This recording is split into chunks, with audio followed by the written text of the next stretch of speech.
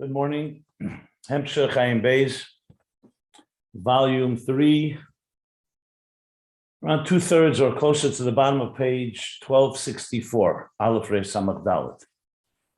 So after explaining the effect of Simcha, specifically Simcha Shel Mitzvah, as we're going to learn, that Simcha, in a sense, shifts the entire structure of Seder Shtalshelus. So that comes to answer the question, how can you have a gilui of a higher level, like Atzilus in Bria? Or in the words that he said here, Atzilus and even higher than Atzilus, Tainaga Atzmi, which goes all the way up to Atzmus Ein Sof, in Seder Shtalshelus of Bria. And how can the Neshamas contain it without being overwhelmed by it or burned out by it? Because Simcha does something that shifts, just as it does in a human being, that it reveals the inner core of the person. And it actually changes and shifts the nature of the person. So then, Seder Shtalshelus, which has a natural structure that God put into place, but La'asilavi, when there'll be that total revelation of the core divine joy and celebration and Simcha, it will be, the Tachtenim will be like the Elyenim and even higher, as he said, the Mata. And Me'enze, a semblance of this, a taste of this is Gan Eden, which is what we're learning now. Gan Eden is a taste of this, that therefore, through the avodah of, like he said, Mesiras Nefesh, which means completely being all consumed, completely giving yourself away to God. And Torah Mitzvos, which draws down the Yichud Pnimi of Chacham and Bina, of Abba Ve'ima, which draws from Pnimis Ve'atzmus Ein Sof, as we've been learning through the last pages. And the true gili of that will be lost as Lavi, but a taste of it is also now, and therefore that the Simcha causes that that the revelation of Atzilus and higher is revealed in Gan Eden, the Elam Habriya. And where he says clearly that La'asid Lava will be the Pritzes Hagdara, just to repeat it again, there'll be the revelation of the core of divine, not based on the regular hierarchy of the cosmic order. And furthermore, the very nature of the structure and the parameters will change or shift. And it could be, and the lowest worlds could be a keli to these highest levels. So similar to that, we have it me'enze in Gan Eden. And the neshamas are kelim to it. Okay. Now, it's clearly the case that he said that who generates this energy is the Yichud Pnimi of Abba Ve'ima that comes through Avodas HaAdam. Remember, Gan Eden on its own does not reach these levels. Gan Eden on its own reaches a Tainug Atzmi, but something you can feel, and something is Havaya Lakim. It's higher than the revelation in the regular worlds, as we learned at length. But Avodah takes it to a completely different level, where you can leap into Yichud Abba Ve'ima, into Arich and Atik, and all the way to Atzmus Ein Sof. But he introduced now Simcha Shel Mitzvah. So, though he didn't spell out exactly what each one of these two does, it's pretty clear, and we're going to learn it now more in detail as we began yesterday, that you need both elements here. You need the Torah Mitzvahs and the Mesiras Nefesh. Without that, you don't have Avodah. And you need it to be done with Simcha, with joy, which creates that shift. So you could ask the question, why can't the shift be created just with Mesiras Nefesh? Right, Torah Mitzvahs regular, you could say, maybe not. But Mesiras Nefesh, you made a big thing about B'chol Ma'idecha, that when you reach that level of, that it's not just anymore just your natural emotions, and it's not even cognitive emotions, and it's not even the cognitive that's higher than the emotions, but it's the emotions themselves. Remember, Shalach to Shalach Esa'im, that the Bina goes to the Atzmis of Bina, and Chachma to the Atzmis of Chachma, and they both gaze at Arich and Atik. He said that was all connected to B'chol Ma'idecha, the higher level of B'chol Ma'idecha, of Mesiras Nefesh, where a person cannot live without God. It's so negay b'nefesh, like he said, and the mind and everything is all consumed with it. And there was no mention of Simcha there. So I'm just pointing out that needs explanation. I'm sure we'll get to it, but there's no question that you can't just have Simcha alone either. You need the Simcha Shel Mitzvah. So it could be that's where the Rebbe Rashab is also coming to answer why you need both. Why not Simcha enough? And why not Mitzvahs enough? So Mitzvah not enough, we could understand, because Mitzvah not necessarily done with joy, doesn't have the ability to shift and change the very parameters and structure of Ishtalshlus. So this is all part of the discussion now. And what we're going to enter now, what we learned already yesterday, I'll just go over it slower now, just review it. We began to say, and he says, V'zehu ayidei simcha shel mitzvah dafke. So from when you read this regularly, it sounds like that the Mesidus Nefesh and Torah mitzvahs yemam shich yichud pnimi from Atzmos Ein Sof. But how do you do it in a way that does not obliterate or at least compromise the boundaries of Ishtalshlus? That was not answered. That was just answered that we now can access Pnimius Atzmos Ein Sof. Whereas without the avodah of this level of Mesidus Nefesh and Torah mitzvahs, you can't. You can access lower levels. You can access godliness as it relates to existence. But a godliness that's completely beyond existence, B'chol Meidecha leads you there. Mesidus Nefesh, as he puts it. But we still have to answer the question. There's another question here. We know there's boundaries and structure of Ishtalshlus. You're telling me how you could reach there, but how could you so-called bring it back and make sure that existence remains intact while also being shifted to another place? And that's what Simcha does. Simcha takes the person, or wholesale Ishtalshlus, whether you talk on an individual level or on a collective level, and it shifts the whole picture. Everything becomes capable of going beyond the regular parameters and structure, which is what Simcha achieves.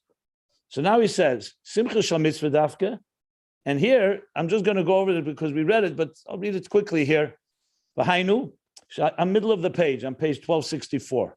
I think it's wise to just read it all over from here. V'hainu, this means, Shadei Maisa HaMitzvos Be'elam Haza. Through the performance, Maisa. Focus here, you'll see, is Maisa, not just mitzvahs that are machshava and dibur, which are also mitzvahs in this world. But mitzvah, Maisa mitzvahs Be'elam Haza, through the performance of mitzvahs in this world. Remember, that, in contrast to Elam Haba. We're not talking about Elam Haba, we're not talking about Gan Eden, I'm not talking about loss of love. We're talking about through the Maisa mitzvahs in this world, Simcha shel mitzvah, and combined with the joy that you do that mitzvah with, Nasa Simcha al Yena beprimius ve'atzmos Ein Sof, that causes the Simcha al Yena, the supernal, the higher level, the higher Simcha above, in the core and Atzmos Ein Sof, Lias Gilia Atzmos canal. There should be the Gilia Atzmos, which only comes through Simcha. So clearly, the mitzvahs themselves and the Mesidus Nefesh reach there. But we didn't talk about, doesn't say the Eibush is b'simcha. You need the Simcha al Yena to really break through the boundaries, the Peiris Geder, that Simcha does. Ushneim ke'echad dafke. And both of them as one, explicitly, specifically, both as one. In other words, not one without the other. You need them both. Ha-mitzvah pe'el mamish, the actual performance of the mitzvah, the Simcha shel mitzvah, and the joy that is included in the performance of that mitzvah. Ava simcha she'ena shel mitzvah, but a joy that is not directly connected to a specific mitzvah. U'kamoy ha-simcha ba'aveda levad. Like I described yesterday I explained, simcha only aveda levad. It doesn't levad, it doesn't mean to diminish it. He means it doesn't have the actual mitzvah. Aveda levad, general aveda. He said, Ivdu has Hashem b'simcha. Serve God with joy. Whether you're doing a mitzvah or you're not doing a mitzvah, you should always be in a joyous state. You have all the different stories, the time of the Baal Shem Tov and others. They generally lived in a joyous way. Just the Simcha alone, that I was created by God, put on this earth to be God's ambassador. That alone invoked the Simcha. Or b'chol drachecha da'eyu. In all your ways, you know God. You hear stories about people who were tailors or weavers or even water carriers. They would sing a song when they would carry the water. It's not a mitzvah, it's their parnasa, but they lived a life of simcha.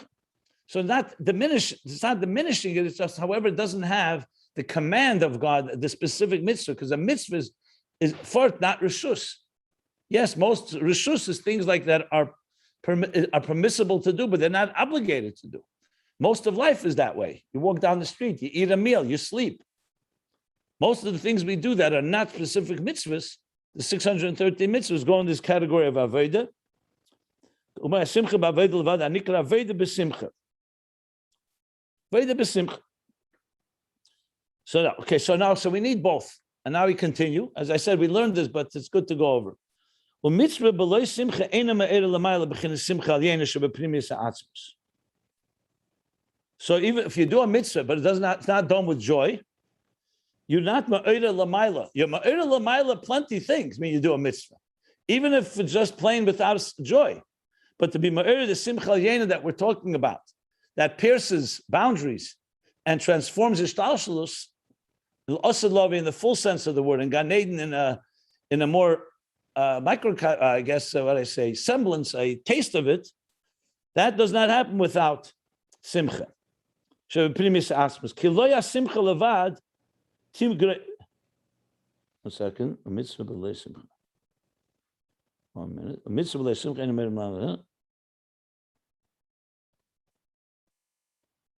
And then also the other way around. What happens if you have simcha, not a mitzvah? Ki lo simcha levad tigrim teisrus. I'm just trying to remember the flow here. 1 second. Simcha she'ein shel mitzvah. Oh, I just, let me reread it. I just had a blank here. So he says, so both of them together, dafka. Avol simcha she'ein shel mitzvah. But a simcha that's not with a mitzvah. Mitzvah b'lei simcha, both ways. And a mitzvah without simcha does not awaken this and does not stimulate this deeper level of simcha al yena, pnimis atzmus. Now, why is that not the case? Why not simcha alone? Because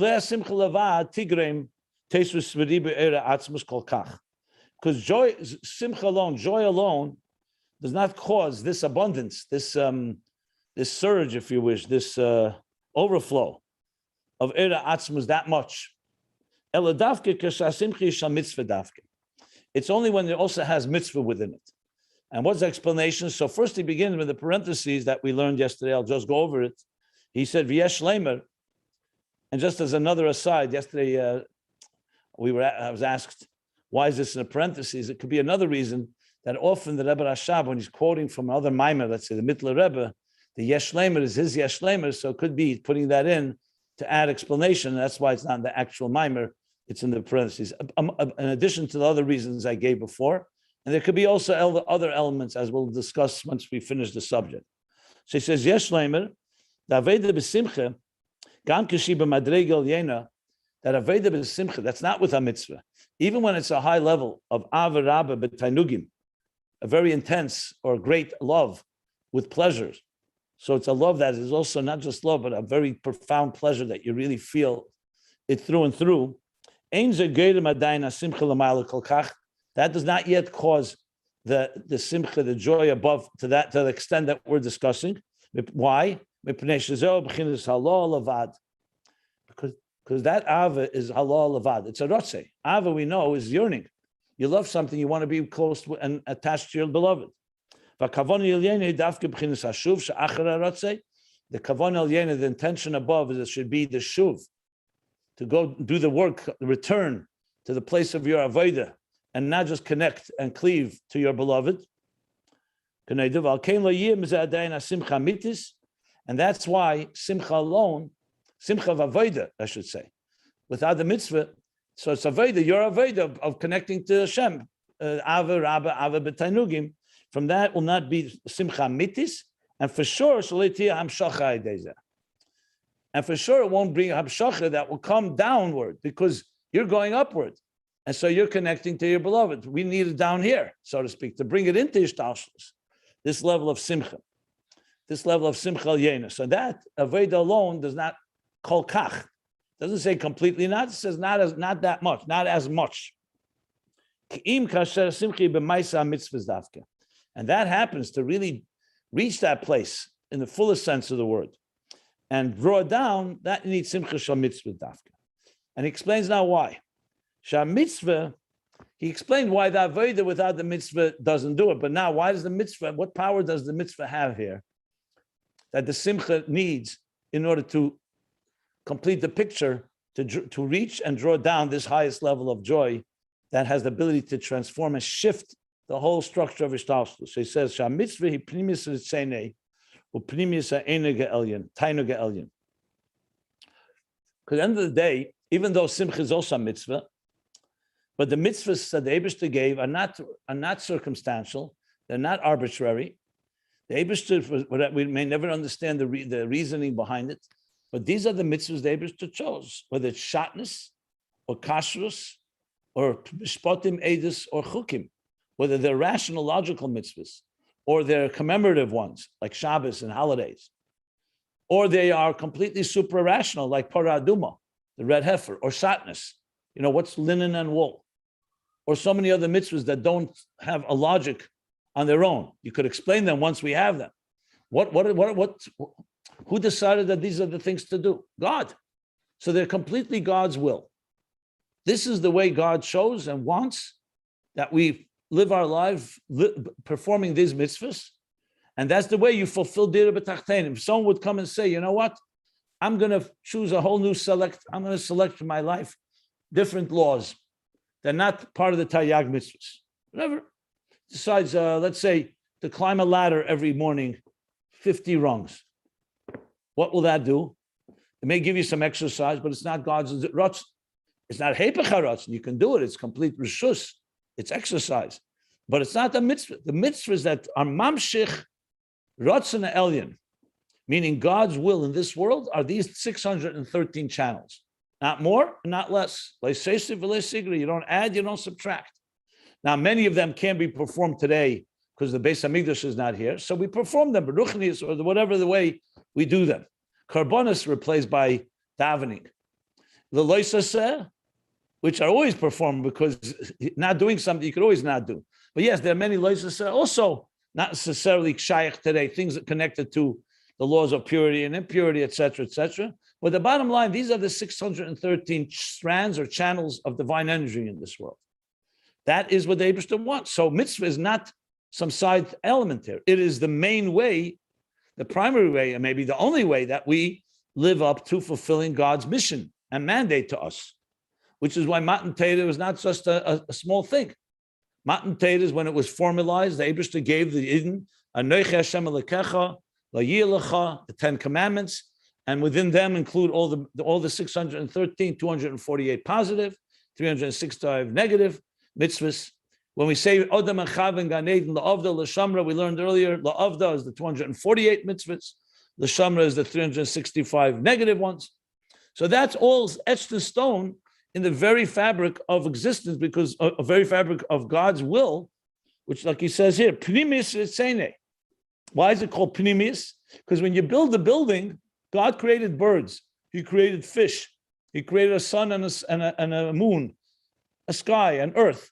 Those are, Chassidus explains, Chitzenius Haratz, because that's not the kavanah. That kavanah of that world is that it should become a dira b'tachtenim through mitzvahs. That's why when Adam and Chava are created in the 6th day, that's the Tachlis Habriya. And Rosh Hashanah, when we say Zeh Hayom Tchilas Masecha, this is the beginning of your creation. What do you mean? The beginning was 6 days earlier, on the 25th of Elul.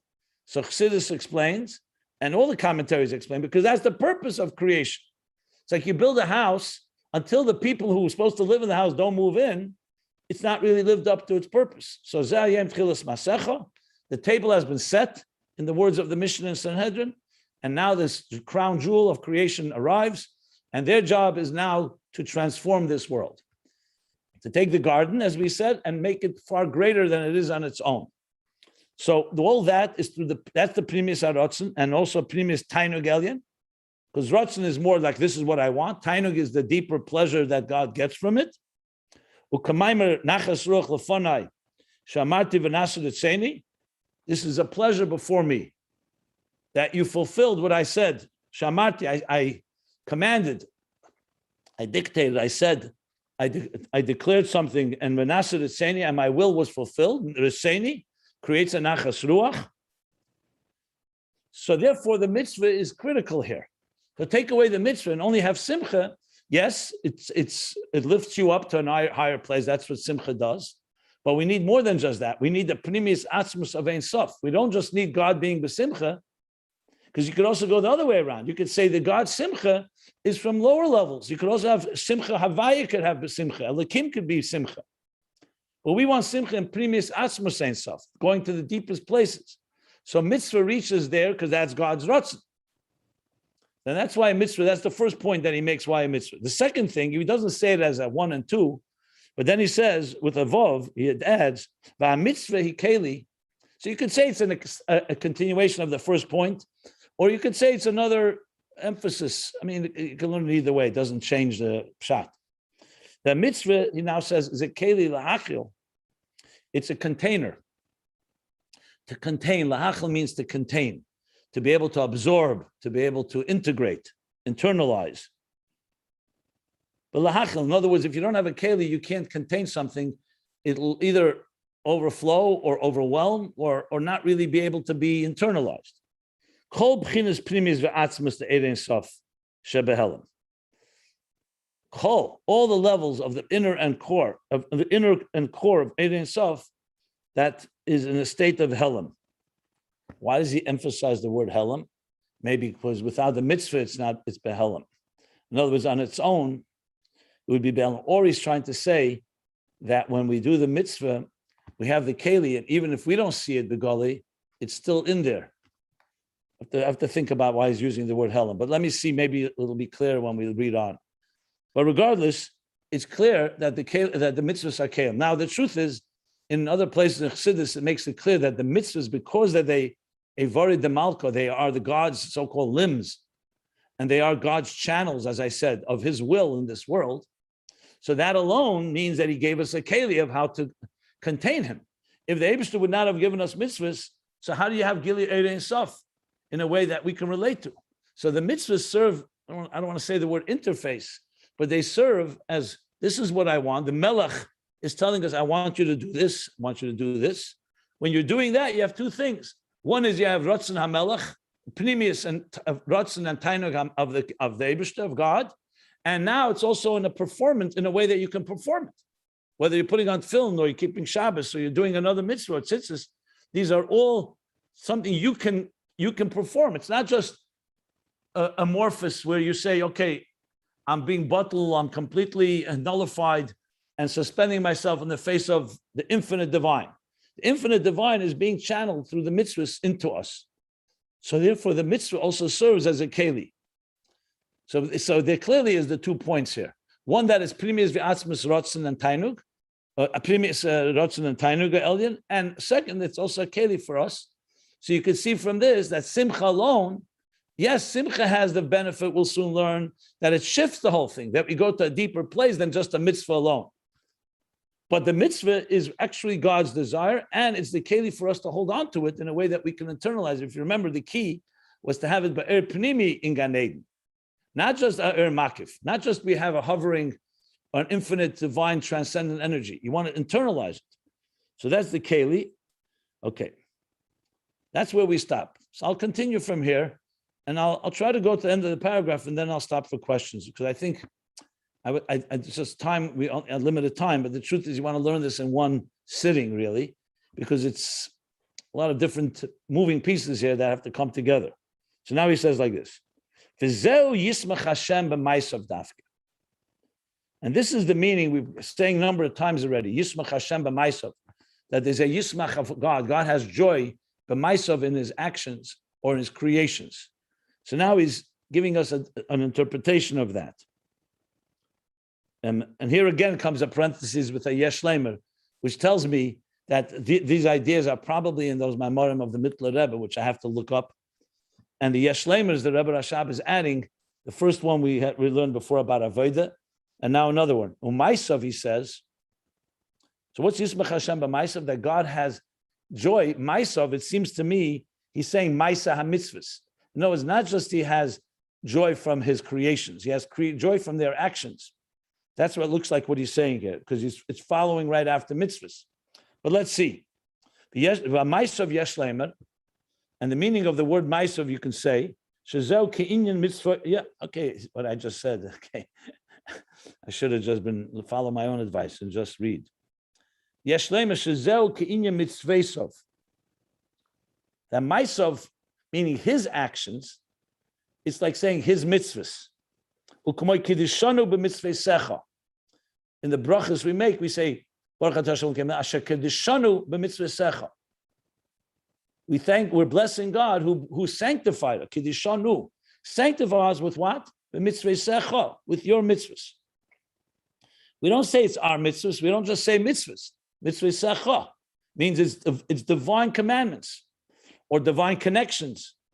Or like he's saying, Shamaisov, he's saying his maisim is like his mitzvahs. Mitzvah. And what is that coming to emphasize?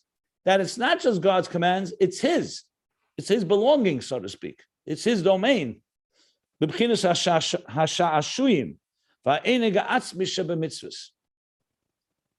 the delights, the inner delights, and the core pleasure that are there in the mitzvahs. Something we'll never understand why. But when we say shashuim lefonov, when a king, the example given, shashuim melech ba'atzmusei, here he's just saying shashuim, is referring to when the king is in his inner sanctum, what are the things that delight him? Not in context of anyone else. It's completely his tainug atzmi. Now, obviously, we have to say a big kaviyachol, so to speak, because by God, you can't say these type of terms, what delights him on his own. But it's a mashal for us to have some sense of how God is, not in relation to us. So one of the ways to explain it is like a king, the things that delight him, not in relation to his nation, to his empire, to his ministers, to his subjects. So the expression we have in Yeshaya, Eyesh Shashuyim Lefonov. It refers to Torah, but sometimes also Torah and mitzvahs. These are his Shashuyim Lefonov. They'll be Shashuyim, his delights, his inner delights. So in a sense, it's like the deepest possible pleasure that we can envision. And again, Kavyachal, so to speak, when we say Nesava Kadosh Baruch, God desired. Interesting word, Nesava. It doesn't say he wanted. Could have said Nisratza. He wants. Rotzo. Rotzo Kadosh Baruch. Ola Beritzene. Nesava. Taiva is not just Tainuk. Taiva means even lust. It means even deeper than Tainuk. Obviously, we're talking obviously all in a holy way. But it's an interesting word. It refers to that pleasure which goes to the very core of the things that are the deepest pleasures. I mean, in our lives, we do have examples for it. Like it says, Ein Adam b'loi bayis, Ein Adam b'loi isha. A person is not complete without a home. There's some pleasure that we gain when we have our own domain. Same thing with a spouse. Same thing with a family. And it's hard to really quantify. Because it's not a pleasure that you walk around all day saying, hey, I'm having pleasure. It's not an act. It's a state of being on the deepest level, a certain state of fulfillment, a state of contentment, of wholesomeness. I'm just using, I don't really want to go into Tainuk, it's not the discussion here, but since he mentions it, just to give a little sense. So we're talking about the innermost Tainuk, just like similar to what the Alter Rebbe writes in Tanya, chapter 2. So what does he say? That the neshama is a chelik elikam emal mamash. Now, isn't everything created by God? Why is the neshama unique? So he brings the pasuk, vayipach ba'apav nishmas chayim, that he breathed in to this clay, to this earth, this clump of earth, a breath of life, a soul of life. Vayi lenefesh chayim, a human being came alive. But everything has a soul. Even a mineral has a life force. It's deimemis, it's a nefesh ha-deimemis in the language of the Arizal. Alter Rebbe refers to in Shayichet V'Amunah. It's something keeping it alive. I mean, the mere fact that it exists. A plant has also life. Nefesh ha-semeches. Chaya, nefesh ha-chaya. So what's suddenly unique about the nefesh ha-odom? So the word is, like he says from Zoyar, because vayipach, miteche yusei, umeprimi yusei. When a person speaks, yes, there's a certain measure of energy you exert to get the words out. You need to express yourself. Yeah, if you yell, it's louder. But vayipach means when a person takes, for example, a very deep inhale, very, very, all the way into your very kishkis. And then you have this tremendous exhale. That's coming from the innermost place. So the Torah, Dibra B'Lashon B'nei Adam, Torah speaks in the language of a person. So it's saying, if you can understand the difference between blowing from the deepest part of you, breathing from the deepest part, compared to, let's say, regular speech, all of the creation also has divine energy in it. but it doesn't have the techiyuse, primiyuse. In the neshama, like I said before, the building was also created by God, meaning the existence. But it's only a means. When you talk about B'Shvil Yisrael, B'Shvil HaTeira Bereshis, B'Shvil, now you're talking about what is your inner intention in building this structure. The inner intention is that neshama with Torah come into this world and transform it into Adira B'Tachtein. So mitzvahs are coming from the innermost place, whereas so-called the structure, the rest of the structure of existence is also coming from the same God, but a different type of energy is invested in it. So like we say, 6 days of the week, the Eibishter manifests and creates. And then HaShabbos, in a way, is going back to that inner place. It's a spiritual day. Not God is tired. He's moving away from relating to and creating. It's like a person goes to work 6 days a week. That's not the real you. When you come home, and especially Friday night, Shabbos, and you're with your family, and then you allow yourself to really let your neshama express itself, that's the real you. We still have to have 6 days because the kavanah, like we said, is shuv, is to make a dira b'tachtenim. But we can't distinguish. Shabbos is still the inner, that ultimately that inner dimension. But the purpose is to go back out and bring the Shabbos energy into the weekdays.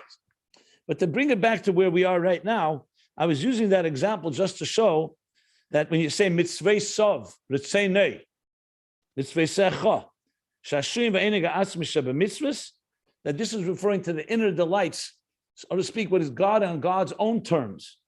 In other words, if God would have said, I'm not giving you mitzvahs, chaz v'shalom, I just want you to do a few things for me. Be nice to each other and so on. So you could then say, fine, like we always talk about interface, our connection would be with God because we're living up to what he asked us to do.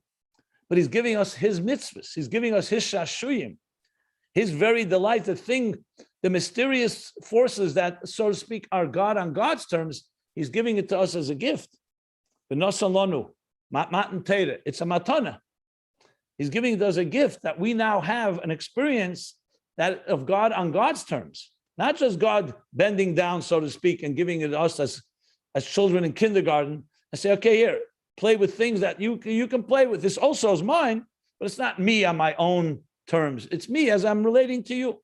But I want you to experience me on my terms, on God's terms. Like you say, Oisi atam lechim. It says, Vayichuli truma, vayichuli.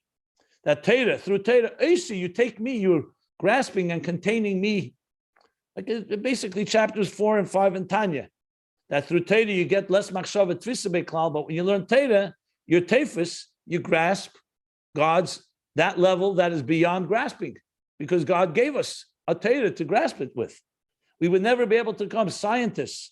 And no matter how smart you are, you can only you'll come to a ceiling how far human intellect can go.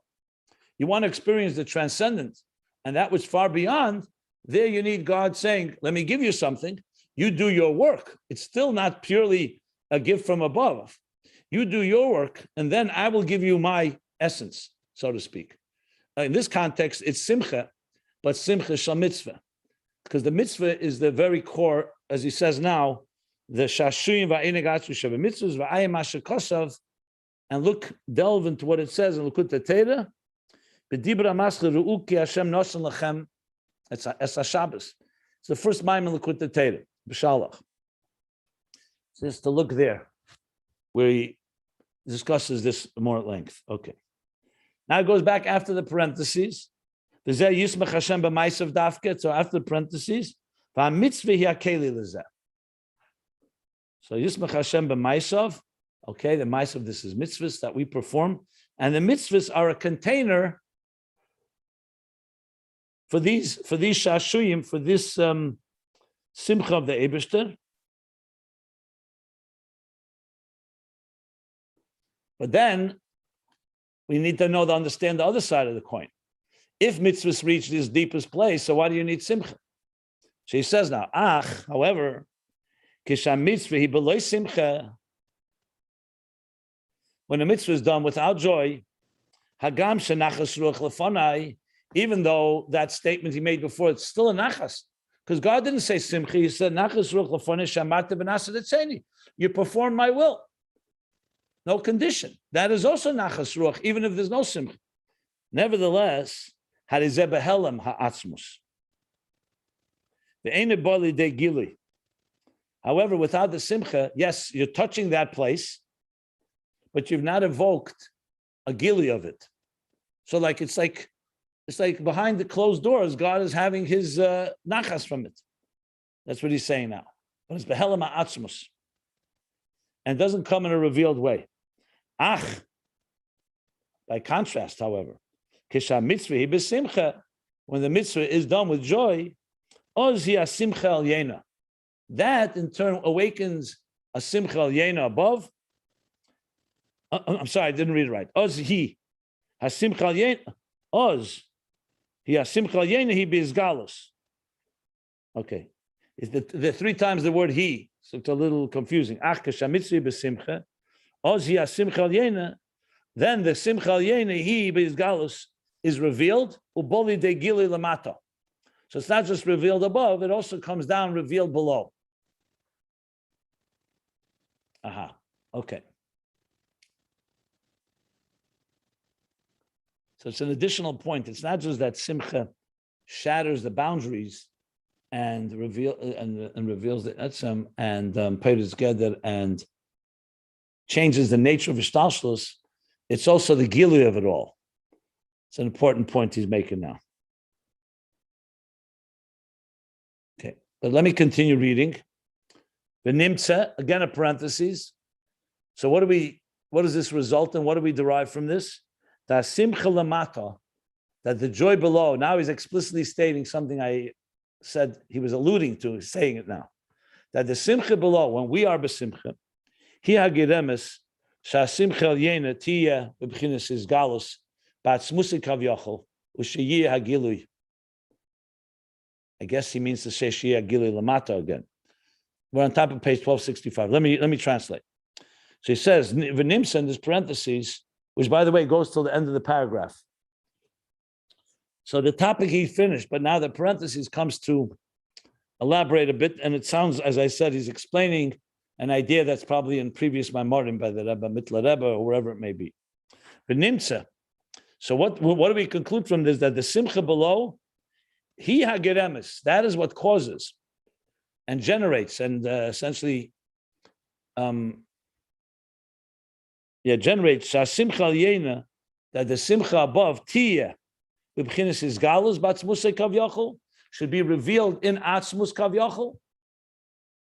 I'll explain in a moment what that means, because atzmus doesn't need gilui, but it's necessary for us. U'sheyeh hagilui. The fact that he says sheyeh hagilui is like missing a word. I think it means to say, like he said just a line before, sheyeh hagilui lamato. Just the line before. Because sheyeh hagili, what does that mean? He's saying there'll be this galus asmusi kavyachol sheyeh hagili, unless he means sheyeh big gili. So either sheyeh big gili, in other words, also to us, or hagili lamata, like he said a line before. But the point is that here's the point: we all know atzmus does not need anything. Does not need anything. The gili and helam means nothing to atzmus because he's higher than gili and helam. By us, for example, your child says. You say to your child, why don't you use your potential? You'll say, I have potential inside me. Why do I have to use it? Because the fact of the matter, in this world, if you don't actualize your potential, it remains completely, you're not complete. It's like what the Alter Rebbe said to that the Chassid. He said, you have the power to learn, be a big lamdan. So he says to the Alter Rebbe, I always have the power to be a lamdan. So what's the big thing? I'm not actually actualizing it. So the Alter Rebbe told him, just like a ganef, a thief is not someone who could be a thief, but someone who is a thief. Same thing, a lamdan is not someone who could be a lamdan, but someone is a lamdan. That could be and is only in our reality. Because in this world, potential and actual, yes, potential is very important because without it, you can't actualize. But potential without actual is it's like the guy, anyone who does fundraising, says, I love what you do, you're great, great, great, but he's not ready to write a check. It remains potential. It's very nice words. Lamaila, it says, Ein koyachas apel. That's one expression, that God's potential is not lacking the actual, because God doesn't lack. He doesn't need to actualize. That whole concept of potential and actual is only a human. It's only an ishtalshlus. Not just human, by the way, also not silus. Legalish shleimus kechesov. There's an element of revealing. Chachma shouldn't remain concealed. should be revealed. But in Atzmus, the whole concept of revelation and concealment are not applicable. And concealment and revelation is only there with his concealment, and concealment is only there with his possible revelation. The whole union of Oyer and Helam, Gili and Helam, doesn't exist. So what does he mean? So obviously he means in relation to us. Because the whole point is the Eibishter wants Adira b'tachtenim, that he should be begoli here in this existence. That means for him also there's some shleimus in Gili. Not to say that he's lacking, but that's part of what he wants, to be begili. It shouldn't just be a statement. So it's not due to him lacking. By us, we need Gilui because we're lacking something if you don't see it in a revealed way. Someone says you potentially can be a billionaire. It's very nice, but it's not reality until it's actual. By the Eibishter, that doesn't exist, but he wants Gilui. And that's a discussion. There's a whole sikha from the Rebbe on this. Why does he want Gilui? But bottom line is Gilui demonstrates that there's no limits. It doesn't have to remain concealed. That's what the Rebbe explains in the sikha in Vayigash, in Likutei Sichos, volume Chelik Hey, in explaining this idea. Why do we need Mashiach and Geula? We need it, but why does God need it? By him, he has more nachas and pleasure from the Mesiras Nefesh and Golos. So to speak, Mashiach Geula is only throwing us candies. Nachas Ruach Nivra, that we should have nachas, but the Eibishter really has more nachas in Golos. So the Rebbe answers that Yofa Sha'achas B'tshuva Maisim Tevim is not just for it's not just nachas ruach. In other words, it's not just nachas ruach beira. It's also that it should be begili, and that's when the geula comes. So the gili of Elikus is also negated to God, not just to us. Obviously, not due to lack, but that's what he wants. That's part of the nisava. That's part of the desire. So, but how do you achieve isgalus? You just do a mitzvah, so you reach that place, but you don't have the simcha is agili, and it's only when we do something with joy, which shows that we are revealed in a revealed way, celebrating God and celebrating his mitzvahs, that in turn causes a gili malmailo, in atzmusei kavyachol, ushiyah hagili, which, as I said, either gili to us or shiyah big gili, meaning that it also is drawn downward. So we also experience it, which is what La'asad Lave. Remember La'asad Lave, Yismach Hashem, he says, then will be the Simcha Yain in the full way that the whole world will be transformed, that it won't even be a wonder. So now he's bringing us all back here to understand it in this context. Ki simcha geirim gili, because the fact is joy causes gili. We said it earlier when he explained in the human terms that when you're at a wedding of your child, there'll be revealed new dimensions that were concealed until now, even secrets and things you would never have done. You reveal them. Simcha gerim gili bebeze fane hagiluyim shenizbar le'el. In the two forms of giluyim that he explained earlier. Now, interestingly, I don't remember saying tu fane giluyim that he actually said. In the Mittler Rebbe's Maimer, he did say two forms of giluyim. One is the gili of the etzem, another is the gili that changes your personality, nature. So it could be he's referring to those giluyim, but I don't remember him actually saying bebeze fane giluyim. Unless I missed something. I'm going to have to look into that a bit more. I know, that's why I commented. Exactly. So I'm saying the source of this Ma'amad is the Mittler Rebbe. There he does talk about these. The Rebbe Rashab didn't spell them out as 1 and 2, but clearly there are two Efane Giluyim. Now, it could also mean he may refer to something as again Gili Beze Efane Giluyim. Like on page 1262. He did speak about the Megala, that which is a secret, the innermost secrets, and Megala. Okay, I'll look into it some more. Okay. But now it goes back again.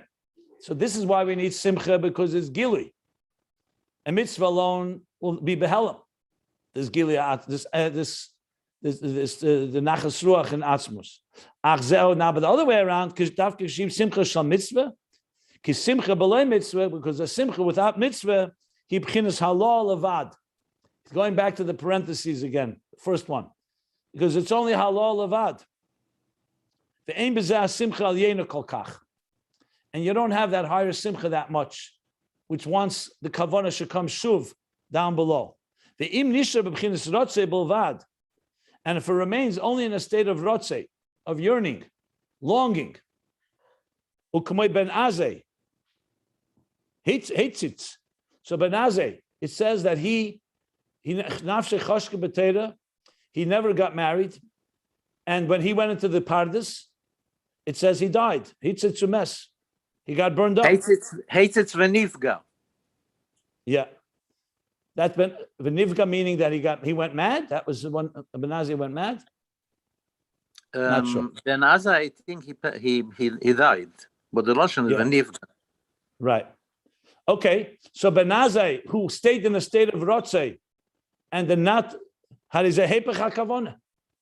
That's the opposite of the kavona. So how could it cause the highest level of simcha? He says kol kach, because there is something that it has a simcha, but it's not the kavona. It's hepech hakavona. Kim dafke besimcha shal mitzvah. So simcha without mitzvah has an element of that. You need dafke simcha shal mitzvah. Bezeh dafke hi simcha al yena.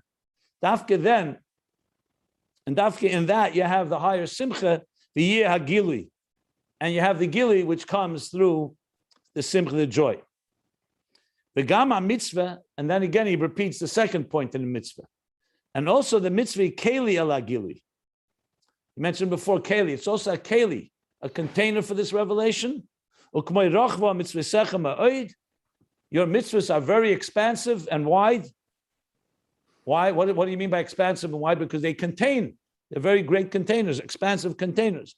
The mitzvah b'chinas ma'aseh dafka, a mitzvah dafka when it's in a form of action and performance. He keli rechava lekabel b'chinas ma'od ha'elyon. It's an expansive, a wide container to receive the ma'od. So he's already hinting to ma'odecha. Hates it vomes. I'm sorry, I made a mistake. Ben Azai hates it vomes.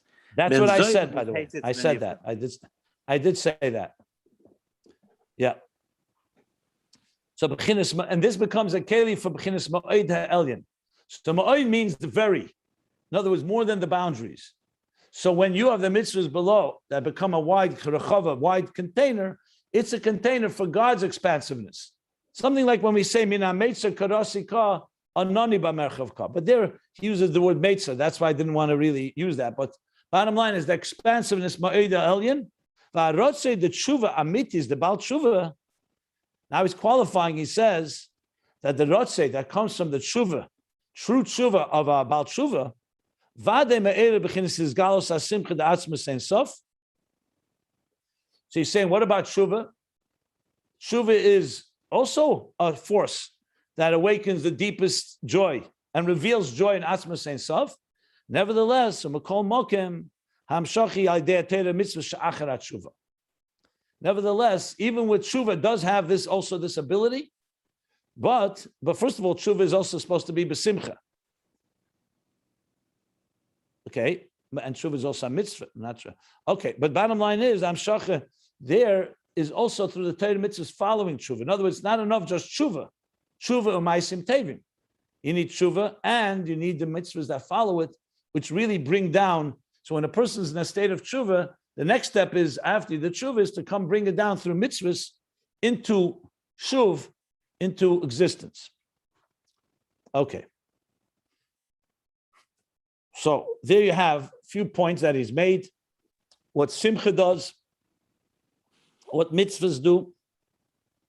Simcha primarily is the gilui right now, he's saying. He didn't mention Peretz Geder, even though I think the gilui, b'beizei finite giluim includes that. But it's definitely gilui. Mitzvah is the very core desire, will and desire and pleasure of God. It also has the shuv element, and it also has the keli, the container element. Whereas Simcha alone could be in the form of Rotze without shuv. So Simcha is lacking that, and also the mitzvahs themselves are God's very core, as I said, desire and pleasure. Okay, so then Simcha shal mitzvah, Simcha together with mitzvah is the ultimate way of reaching the deepest levels and bringing it down in a way that transforms, say, the ishtalshlus. Now, he's not finished. There's another paragraph. So clearly he's going to still speak more about this. So it's not over, but let's I'll stop here. Let's any questions. Could you explain the halacha without shuv? We know that this is the most important thing. But when you have simcha and you have the halacha in such a high level, this is not the atzmos hatainug. I know it has to be shuv, but what do you mean? You know, that's the whole point. It's not a sideshow that there has to be shuv. It's the tachlis hakavana and hepech hakavana. If you have rotze without shuv, what do you ask? He says it explicitly that it's not the kavana. It's opposite of the kavana. If a person wants to connect to the Eibush, it's beautiful. It's great. It causes some simcha, but it's the opposite of the kavana. And we just said Ben Azai died because he chose the path of rotze. Hepech hakavana, similar to Nadav and Avihu. The whole point of Dira B'Tachtem, the Eibishter wants Elokus, the Gilia Atzmus down here, not just up there. That he has before the whole creation. So mitzvahs, that's the point. You can't just live an Ava and Yira. You have to have Torah mitzvahs that draw down and transform this world. So that's like, and that's the main kavan. He said, "Ein was a simcha ha'elyono kol kach." By because there's some joy when a Jew who, let's say, Nadav and Avihu were Mekadesh Shem Shemayim, but that's not the kavanah. What you're asking, you think the Rebbe Rashab is contradicting himself? He's saying I understand. He's saying there is something there, but it's not the kavanah. It's hepech kavanah. Yeah, of course, Nadav and Avihu did not sin in a negative way. They did it in the name of Dveikus and Achdus and all that. The problem is it's not the kavanah that the Eibishter wants. So that's the ultimate point when it comes to this.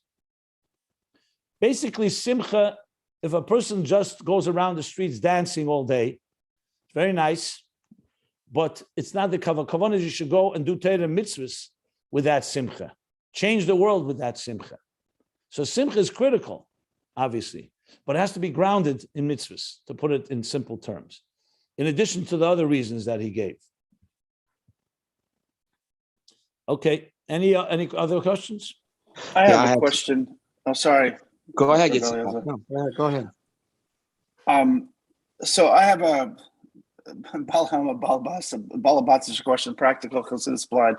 So when we do mitzvahs with simcha, b'simcha, and we talk about the paragraph before, we had this great gilui elokus, and sort of basically a description of Yemos Mashiach.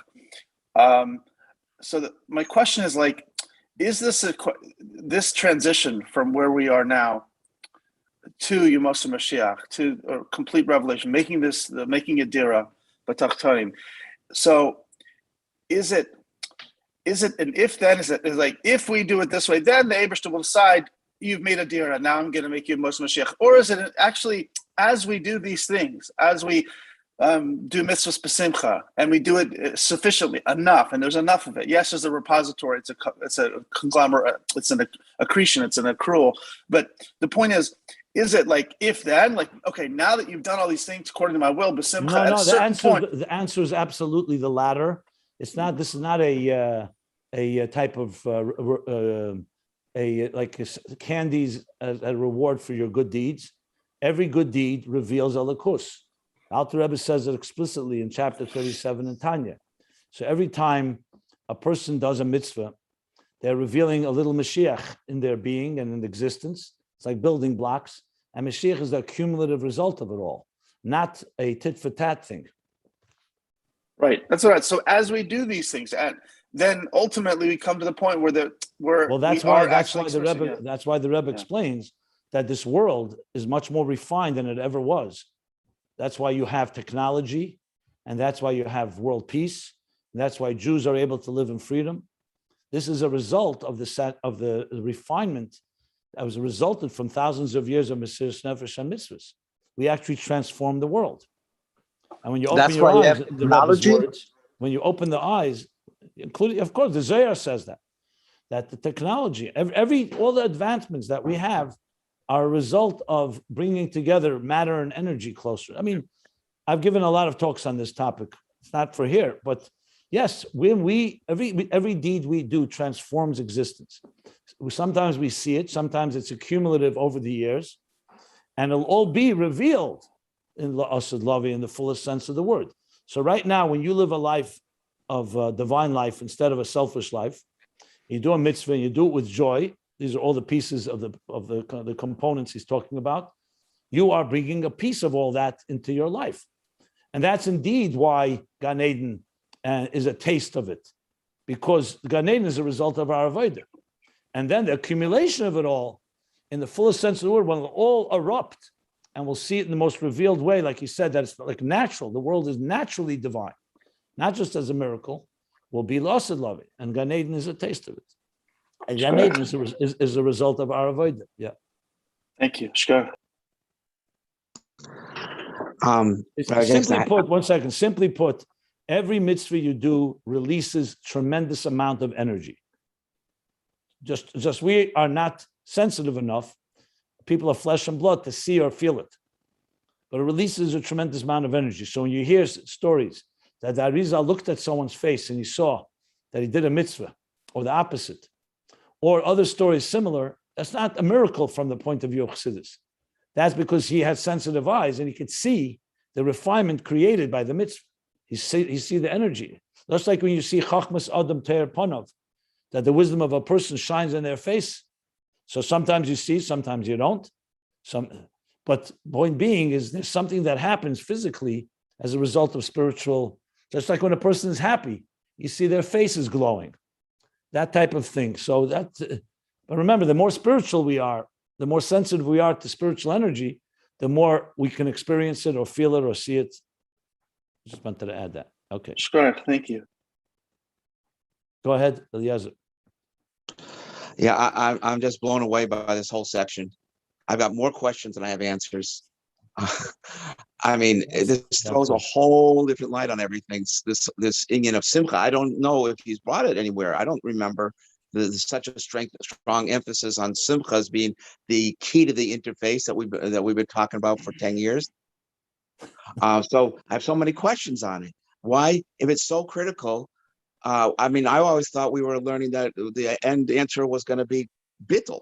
Is going to be the actual interface. Simcha is not necessarily bittul. In fact, it's a feeling. It's a yeshus. You're feeling simcha. It's not bittul. And also, I mean, so many things. If it's such an important thing, why is it not a mitzvah deraisa? We have Avas Hashem. It's a mitzvah deraisa. Avas Jews. Avas Yisrael is a mitzvah deraisa. How come Simcha is not a mitzvah deraisa if it's so critical? That's a second question. I've got so many questions on it. But the last one was, it seems like Tainug, I always learned that Tainug was higher than Simcha. Tainug is connected with Shabbos, and Simcha is with Yantiv. And that the Tainug of Shabbos is Shiyom Shekula Shabbos Menucha L'Chai Olamim. That the ultimate Yemos Mashiach and Geula is going to be related more to the Tainug of Shabbos than Simcha of Yantiv. But here it seems to be that Simcha is reaching even higher levels than Ava B'Tainugim, for example, Tainug. So I've got all these questions. I understand maybe we're in the middle of it, but I'm just excited about it. But I also need a lot of answers, but it doesn't have to be done now, but you could clarify things for me. Thank you. Well, look, that is good news because you're speaking like you're a teenager, which means that you have all the enthusiasm, and learning new things is a good sign at this age. So that's number one.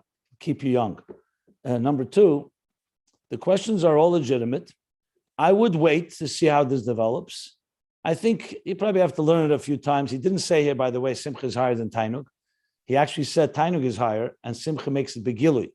If you really look closely what he said, that's one thing. The fact that Simcha, in Chassidus, everything has its qualities. This is not a competition whether Simcha or Tainug is higher than one another. Each one has a role to play.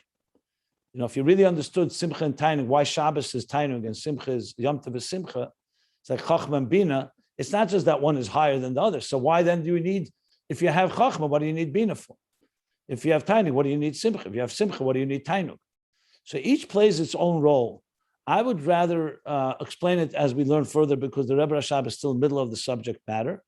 So I would right now just listen closely and try to understand what he's saying about Simcha. He clearly made it clear also that it's not Simcha alone. You must have mitzvah. So he mentioned Tainug also. Of course, he said Tainug. He said Tainug Atzmi. The whole thing began with Tainug Atzmi. The Leva'osid Lavi and the Gan Eden is the Tainug Atzmi. Simcha is a tool, but the questions are good questions. I'm not going to negate them. I think I'd rather, if you don't mind, write them down, and either they'll be answered as we go, and if not, I'll explain them when we need to. That's how I would approach it. That's the best way I think to approach it. Good advice. Thank you. And I had one more. I'm not going anywhere. Look, this is called learning. This is learning. You're learning it. It's developing, and everything is on the table. We're not. I'm not avoiding it. I just think everything has to be in context. That's all. That could be also an answer for your question, Eliezer. Like the Simon said now, Simcha is a tool. The mitzvahs are that you're reaching that.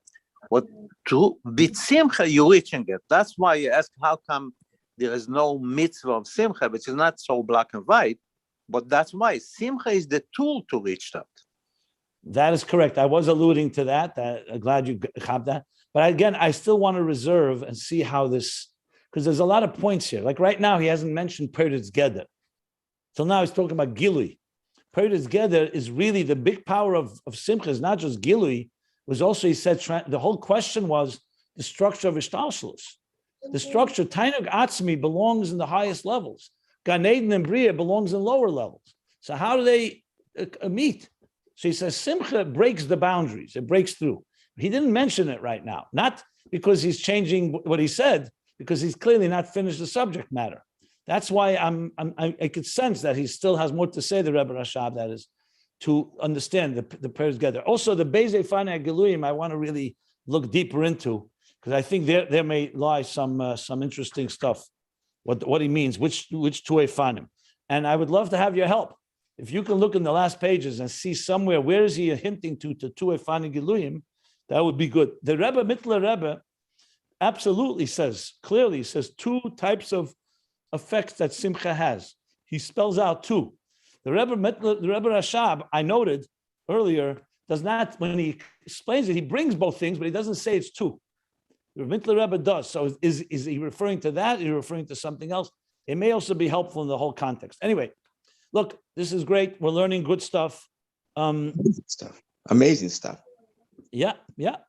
And people talk about Simcha. I think when you learn this, you start realizing that Simcha is a very critical ingredient in just living a healthier life, a more elevated life, because it just introduces essentially the hierarchy of Ishtalshalos. Simcha has the power to bring from Pnimius Atzmus Ein Sof that just shifts the whole thing to another level. So, look, a home that's filled with joy and a home, God forbid, that's not. It's the difference between, I don't want to say life and death, but the major difference that will have in the children and the family. It's a very fundamental different way of living. Wow. Yeah. Valerie, Tektal, what did you say, that Simcha is a tool to reach what? It's a tool to reach the Tainug Ha'atzmi, the Gilui Ha'atzmus, like we explained. Simcha. As he's saying, it's more of a tool, whereas the Mitzvos is the actual Rotzo Hashem. Anyway, we'll go over it. We'll go over it. Okay, I'm going to stop here. So we stopped the top paragraph at page 1265. And again, if you guys look at and try to find this two, find a Gilul, also in the Mittler Rebbe's mind, Yitzchak posted it. In the Drushe Chasna, the Mittler Rebbe would be helpful. But okay, we'll stop here.